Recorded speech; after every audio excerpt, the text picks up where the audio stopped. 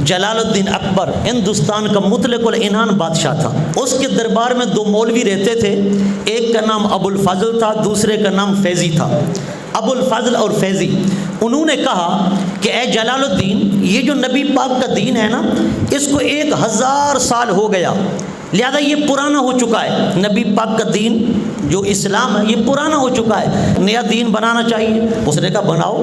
تو انہوں نے نا کچھ لیا اسلام سے, کچھ لیا یہودیوں کے مذہب سے, کچھ لیا عیسائیوں کے مذہب سے, کچھ لیا ہندوؤں کے مذہب سے, کچھ سکھوں کے مذہب سے, کچھ بدھ مت کے مذہب سے. ایسے مختلف مذاہب سے نا باتیں لے لے کر انہوں نے ایک کتاب بنائی, جس کتاب کا نام رکھا دستور اکبری. اور بادشاہ نے اس کو پورے ہندوستان کے اندر رائج کر دیا, حتیٰ کہ اس کے اندر یہ بھی تھا کہ تم نے یہاں جو ہندوؤں کا کشکا ہے, نشان لگاتے ہیں, یہ نشان بھی ہر ہندوستانی لگائے گا, چاہے وہ مسلمان ہے, حالانکہ یہ ہندوؤں کی نشانی ہے. اور ایک وہ دھاگا پہنتے ہیں جس کو جینو کہا جاتا ہے, وہ جینو کا دھاگا جو ہے وہ بھی ہر ہندوستانی پہنے گا, ہر ہندوستانی کے گلے کے اندر وہ ہونا چاہیے, حالانکہ وہ بھی ہندوؤں کی نشانی ہے. مجدد علی ثانی شیخ احمد سرہندی فاروقی رحمۃ اللہ تعالی علیہ, آپ اس دور کے اندر تھے. اور شاہ عبد الحق محدث دہلوی رحمۃ اللہ علیہ, یہ دو ہستیاں تھیں.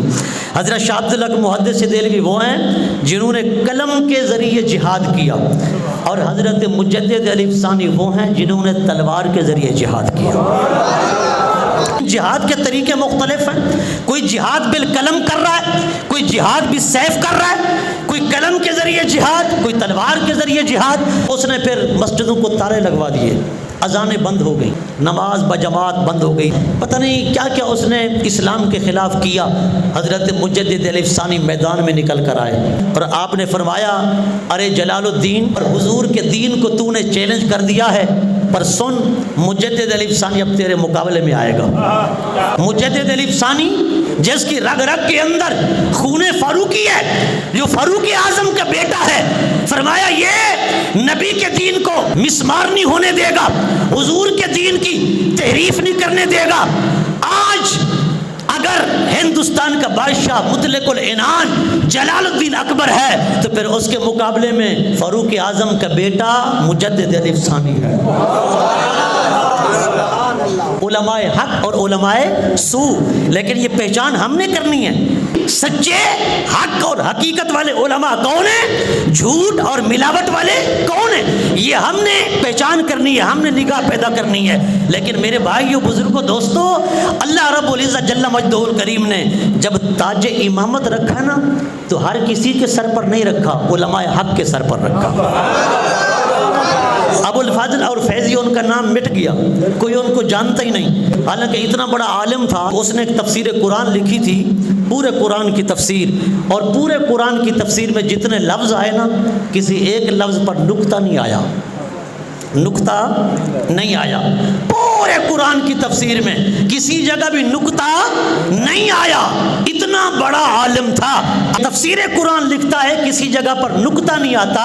آخر اتنا ذخیرہ الفاظ تو تھا نا, اس نے ایسے الفاظ کا چناؤ کیا, ایسے الفاظ کا انتخاب کیا کہ پوری تفسیر میں کہیں نقطے والا لفظ نہیں آیا. اتنا بڑا عالم, لیکن ہے بدترین مولوی, ہے حضور کا بے وفا, ہے حضور کے دین کا غدار, ہے جلال الدین اکبر کا ایلچی, جلال الدین اکبر کا پٹھو. مجدد علی ثانی اس دور کے ہیں, حضرت شاہ عبد الحق محدث دہلوی بھی اس دور کے ہیں.